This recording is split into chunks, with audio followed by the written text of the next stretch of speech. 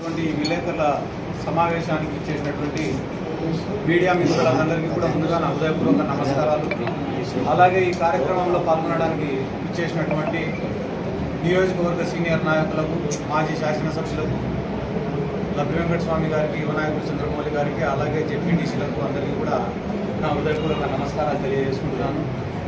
అలాగే ఈరోజు రాష్ట్రంలో నూతనంగా ప్రభుత్వాన్ని ఏర్పాటు చేయబోతున్నటువంటి కూటమి ప్రభుత్వానికి కూడా యువజన విభాగం తరఫున, వైఎస్ఆర్ కాంగ్రెస్ పార్టీ యువజన విభాగం తరఫున కూడా నేను శుభాకాంక్షలు తెలియజేసుకుంటూ, అదే రకంగా ఈరోజు నందికొట్కూరు నియోజకవర్గంలో దాదాపుగా వైఎస్ఆర్ కాంగ్రెస్ పార్టీకి 80,000 ఓట్లు పడడం జరిగింది. ఆ 80,000 ఓట్లు వేసి వైఎస్ఆర్ కాంగ్రెస్ పార్టీకి మద్దతు తెలిపిన ప్రతి ఒక్క ఓటరుకు కూడా ముందుగా నా ప్రత్యేక ధన్యవాదాలు, కృతజ్ఞతలు కూడా నేను తెలియజేసుకుంటున్నాను.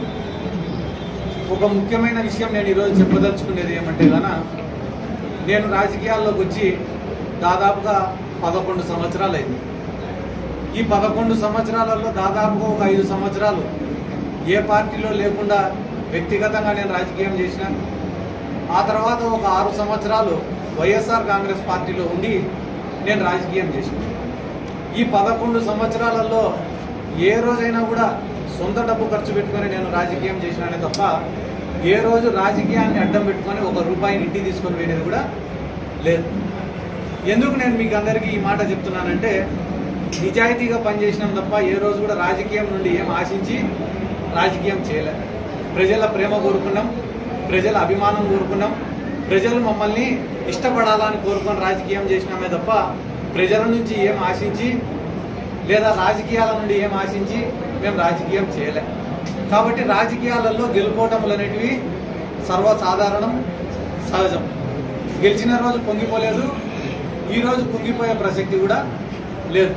కానీ ఈరోజు నందికొట్కూరు నియోజక ప్రజలందరికీ నేను చెప్పాలనుకునే విషయం ఏమంటే, నాకు ఈరోజు రాష్ట్రంలో ఇంత గుర్తింపు వచ్చిందంటే దానికి కారణం 3.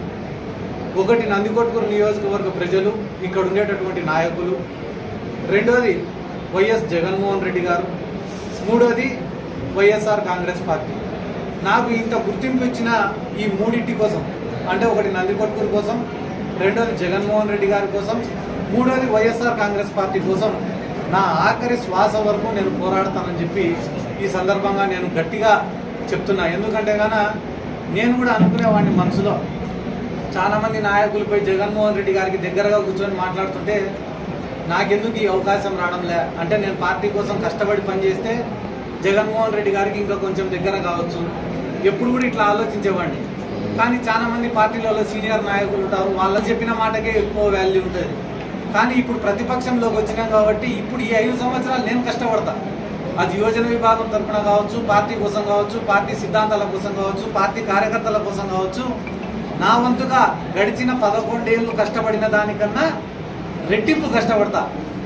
అది దేనికోసం అంటే, ఒకటి నందికొట్కూరు నియోజకవర్గానికి పనిచేయడం కోసం, ఇక్కడ ఉన్న కార్యకర్తల్ని కాపాడడం కోసం, మూడోది జగన్మోహన్ రెడ్డి గారికి దగ్గరగా ఉండి పనులు చేయడం కోసం. ఈ 3 కోసం చాలా కష్టపడి పని చేస్తానని చెప్పి ఈ సందర్భంగా ప్రతి ఒక్కరికి కూడా తెలియజేసుకుంటూ, అదే రకంగా ఈరోజు రాష్ట్రంలో ఎన్నో చోట్ల వైఎస్ఆర్ కాంగ్రెస్ పార్టీ నాయకులపైన, వైఎస్ఆర్ కాంగ్రెస్ పార్టీ యువజన విభాగం నాయకులపైన తెలుగుదేశం పార్టీ వాళ్ళు దాడులు చేస్తున్నారు. ఆ దాడులను కూడా నేను తీవ్రంగా ఖండిస్తున్నాను. ఎందుకంటే ఇవన్నీ మేము ఊహించనేటివి కాదు, మేము కొత్తగా చూస్తానేటివి కాదు. కానీ ఒక బాధాకరమైన విషయం ఏమరా అంటే, వైఎస్ఆర్ కాంగ్రెస్ పార్టీ అధికారంలో ఉన్నప్పుడు ఏ ఒక్క దాడి కూడా మేము చేయలేదు. ముఖ్యంగా ఈ నందికొట్కూరు నియోజకవర్గంలో మీరే చూసుకోండి, తెలుగుదేశం పార్టీ వాళ్ళపైన అక్రమ కేసులు కానీ, తెలుగుదేశం పార్టీ వాళ్ళపైన దాడులు కానీ వైఎస్ఆర్ కాంగ్రెస్ పార్టీ ఏ రోజు కూడా చేయలే. కానీ ఈరోజు అధికారంలోకి వచ్చి రాకముందే ఇక్కడ ఉన్న ప్రజలను భయపించాలా, నాయకులను భయపియాలా, వైఎస్ఆర్ కాంగ్రెస్ పార్టీ వాళ్ళని భయపియాలా, ఇక్కడ ఉన్న వ్యాపారాలన్నీ లాక్కోవాలా, కాంట్రాక్టర్లను బెదిరించాలా, జరుగుతున్న వర్కులను ఆపాలా, ఇటువంటి ఉద్దేశాలతో కొంతమంది వ్యవహరిస్తున్నారు. కాబట్టి ఇవన్నీ కూడా మంచిది కాదు, ఆ పద్ధతి మార్చుకోవాలా. ఎందుకంటే ఒకవేళ ఇదే పునరావృతం అవుతుందని అనుకుంటే ప్రజల్లోనే తిరుగుబాటు అనేది ఖచ్చితంగా మొదలవుతుంది. ఆ రోజు వైఎస్ఆర్ కాంగ్రెస్ పార్టీ కార్యాచరణ కూడా చాలా బలంగా ఉంటుంది. ఈరోజు ముఖ్యంగా మీకు అందరికీ మరొక ముఖ్యమైన విషయం ఏమిటో తెలియజేసుకునేదంటే, నా శక్తికి మించి నాకు ఎటువంటి ప్రోటోకాల్ లేకపోయినప్పటికీ నా శక్తికి మించి కార్యకర్తల కోసం పనిచేసిన, కార్యకర్తలను ఆదుకున్న, వైఎస్ఆర్ కాంగ్రెస్ పార్టీ కోసం పనిచేసిన. గుర్తుపెట్టుకోవాల్సిన విషయం ఏమరా అంటే ఎటువంటి ప్రోటోకాల్ లేకపోయినా కూడా నా శక్తికి మించి నేను పనిచేసిన. అంతేకాకుండా ఈ నందికొట్కూరు మున్సిపాలిటీ పరిధిలో కూడా నేను ప్రజలకు వివరించి చెప్పుకోవాల్సినటువంటి బాధ్యత ఉంది. 2014 నుంచి 19 వరకు తెలుగుదేశం పార్టీకి అధికారం ఇచ్చినారు.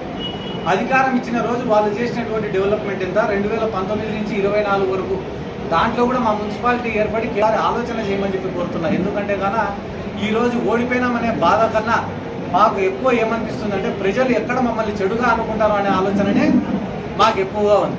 ఎందుకంటే కానీ మేము రాజకీయాల్లోకి వచ్చినప్పుడు మాకు ఏ పార్టీ అండలేదు. ఆ రోజు అనవసరంగా కేసులు పెడుతుంటే, జైళ్లలో ఉన్నప్పుడు మమ్మల్ని పరామర్శించేదానికో మమ్మల్ని చూసిపోయేదానికి ఎవరైనా వస్తే వాళ్ళపైన లాఠీ చార్జీలు జరిగిన రోజు కూడా మేము ఏ రోజు బాధపడలే. కానీ ఈరోజు అధికారంలో ఉండి ఈ అధికారాన్ని కోల్పోయే పరిస్థితుల్లో ఓటు చూసే టైంలో ప్రజలకు వివరించి చెప్పుకోవాలని చెప్పే అంశాలు చాలా ఉన్నాయి.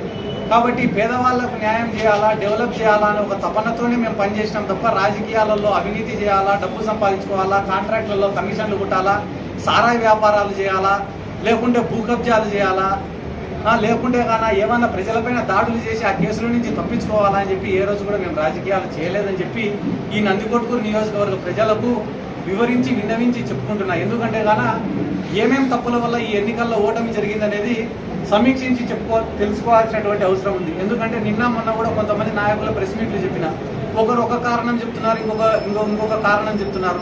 అవన్నీ కూడా బయట మీడియాకి చెప్పేటివి కాదు. కాబట్టి నేను కూడా పార్టీలో కూర్చొని అంతర్గతంగా చర్చించి వాటిపైన కూడా సరైన నిర్ణయం తీసుకుంటాం త్వరలోనే. ఖచ్చితంగా రానున్న రోజులలో ప్రజల్లోకి బలంగా వెళ్తాం. ప్రభుత్వం రానున్న రోజుల్లో కొత్త ప్రభుత్వం ఏర్పడబోతుంది. వాళ్ళు చేసే కార్యక్రమాలను కూడా దగ్గర నుంచి చూస్తాం. ఎందుకంటే కానీ జగన్మోహన్ రెడ్డి గారు ఆ రోజు సంక్షేమ పథకాలు ఇచ్చే రోజున నారా చంద్రబాబు నాయుడు గారు కానీ మిగతా తెలుగుదేశం పార్టీ నాయకులు కానీ ఈ రాష్ట్రం శ్రీలంక అయిపోతుందని చెప్పిన మాట రాష్ట్ర ప్రజలకు అందరికీ తెలిసిన విషయమే. కానీ ఈరోజు జగన్మోహన్ రెడ్డి గారు ఇచ్చిన హామీలకు 10 రెట్లు ఎక్కువ హామీలు చంద్రబాబు నాయుడు గారు ఇవ్వడం జరిగింది. కాబట్టి వాటిని ఎంతవరకు మీరు పరిష్కరించగలుగుతారు, ఎంతవరకు ప్రజలకు అందించగలుగుతారు?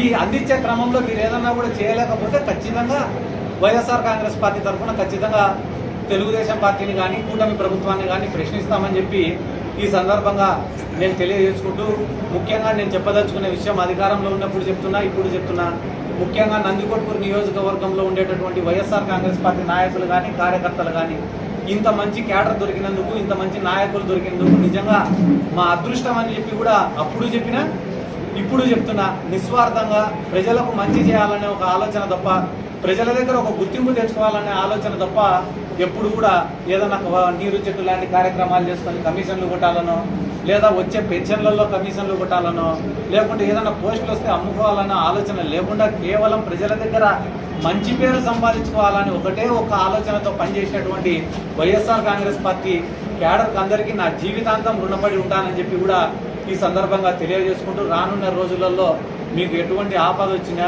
ఏం అవసరం వచ్చినా ప్రభుత్వం ద్వారా మీకు ఏదన్నా అందకపోయినా ఖచ్చితంగా నేను మీకు అండగా ఉంటానని చెప్పి ఈ సందర్భంగా నేను తెలియజేసుకుంటూ, మీకు అప్పుడు చెప్పినా ఇప్పుడు చెప్తానా, నేను ₹1 సంపాదించుకుంటే ఆ రూపాయికి మించి ₹1.5 మీకోసమే ఖర్చు పెడతానని చెప్పి ఇక్కడ ఉన్న నాయకులకు అందరికీ కూడా ఈ సందర్భంగా మరొకసారి నేను తెలియజేసుకుంటూ, రానున్న రోజులలో ఎక్కడెక్కడైతే తప్పిదాలు జరిగినాయో వాటన్నిటినీ కూడా రెక్టిఫై చేసుకుంటామని కూడా ఈ సందర్భంగా తెలియజేసుకుంటూ, ఈ అవకాశం ఇచ్చి ఇక్కడికి ఇచ్చేసిన విలేకరులకు అందరికీ